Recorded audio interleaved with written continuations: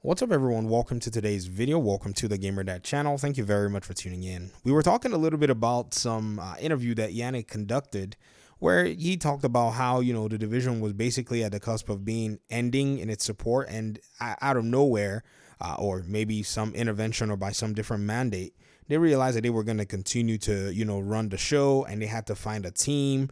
This article is on MP First, by the way. So if you want to go look it up, just go ahead and search MP First and go from there. You're going to be able to read the article, the Q&A. The question here now is, Ubisoft and their move to making the Avatar game and the Star Wars game, has been a bet that is yet to have proven if it's been successful or not. Now, with the Avatar project, I don't necessarily know how that one's going to do, but the Star Wars project seems to have a kind of a wishy, iffy type thing going on.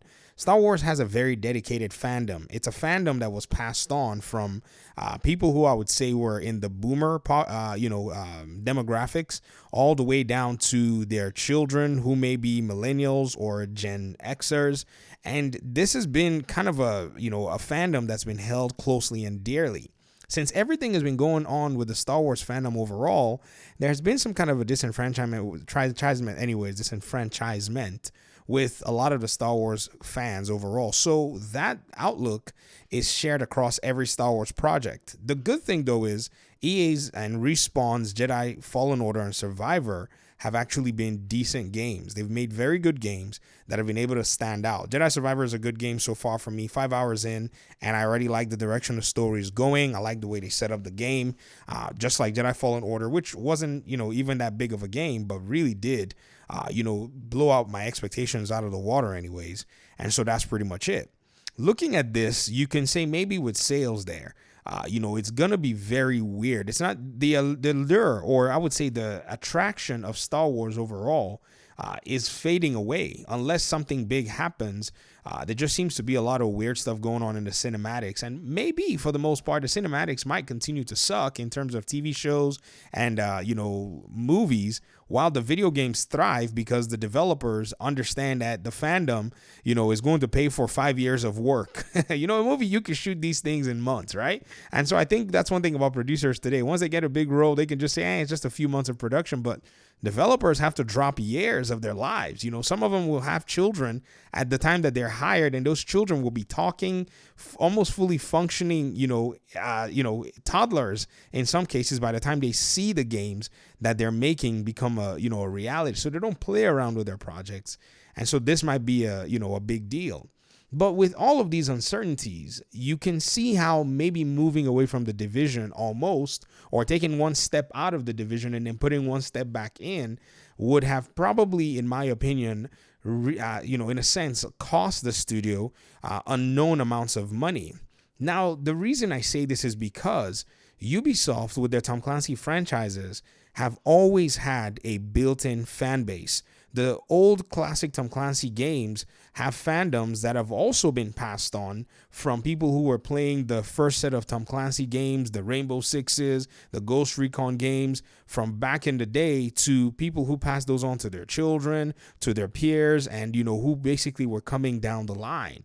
So you notice the Star Wars fandom does have its own genealogy in terms of passing the fandom down. And so does the Tom Clancy fandom as well. And you can go all the way from the books to the movies and all that stuff. That name has always carried weight. So Ubisoft, in my opinion, should continue, or should have continued, to bury down deep in full-fledged Tom Clancy games in whatever capacity that they could.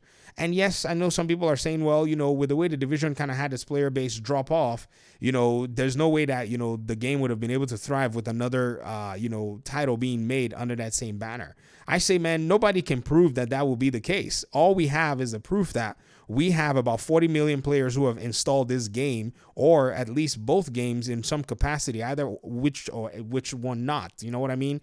Yes, they say 40 million players have played the division. Okay, let's just say that 2 million players got the copy for free. That's $38 million who have actually been introduced to the brand. So what that means is you have the potential of reaching 30 million players, where if you even get a third of that number, that is 10 million copies in regard to how you can work the current game systems that you have and make another video game. So in my opinion, in my own opinion, I say with the availability of the fandom there, the Division needs to continue and move back full circle into a full-fledged title.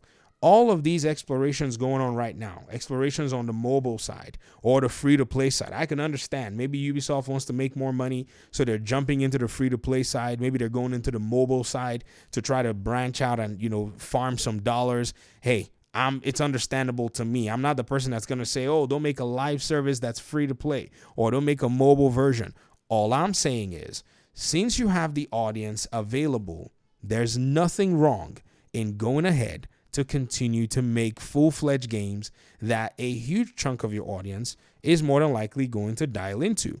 Because I can tell you that if we threw out, maybe a quarter today, like let's all bet 50 cents each, a Division follow-up game has the potential of raking in 10 million copies. You see, when the Division 2 made 10 million copies and Ubisoft said it was a financial disappointment, in quote, everybody was mocking 10 million copies in sales at that time because game development firms and studios were already used to 10 million copies and more being sold across their games. But now the competition is heated up and 10 million copies is a great day and you may not see it regardless of who you are. So with this number in mind, I say that Ubisoft Massive needs to understand the changing landscape, understanding that right now the assets that they have, basically the knowledge base, the code base, the engine base, and infrastructure base that is available for the Division, that's actually, in my opinion, being used to make games like Heartland and Resurgence. Have you seen those games? They look just like the Division games in one form or fashion or the other. They can be used to make a new game that would not cost as much so that the production cost is down, thereby maximizing profits as much as possible. I can understand wanting to chase down that Disney money. I get it. It's one of those things, but you can't go chase down another fandom and leave your own fandom hungry. That will be wild. In fact, it's similar aspects of these kinds of incidences within the Star Wars fandom that's causing the, franchise to be kind of shaky. And all Disney is just doing is they're just farming dollars with it at their theme parks. But from the cinematic side, which was the birth of these particular franchises, things are bad. Whereas if you look at, say, Tom Clancy, yes, the books were kind of the, big thing at the time, the literature and the cinematics, but not a lot of the cinematics right now are a big thing. In fact, the games have a bigger library than the cinematics. I guess, maybe. Is that the case?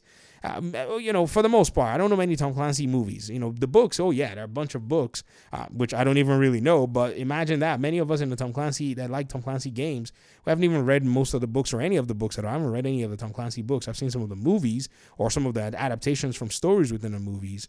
So I don't necessarily think that Ubisoft's approach should be one and done.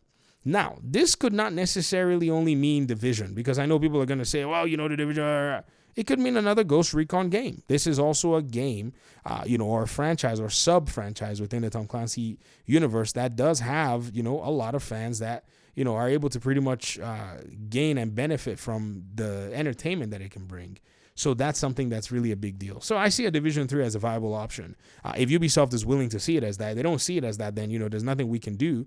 But I do see the possibilities. I mean, I see it as a thing. I see where, they can actually make a bunch of money from basically adapting what's already available and what's already possible and going with that. There's no need for, anybody to be freaking out and saying, oh, it's not going to make as much money as so and so and so, when in reality, it actually can make as much money, in my opinion anyways. But these are my thoughts. Maybe the analysis is not in my favor. Maybe I really need to go back and do some of my homework. But, man, I don't know what else to say. The numbers are just there. The fandom is there to pursue another fandom that pretty much has been built, from, many, many decades because of, I don't know what, because of popularity or whatever it is, while somewhat leaving your own fandom, to me, doesn't make any sense. But these are just my thoughts in this particular line of thinking. I'd love to hear yours in the comment section. Talk to me, and hopefully we'll talk pretty soon in another one. Peace out.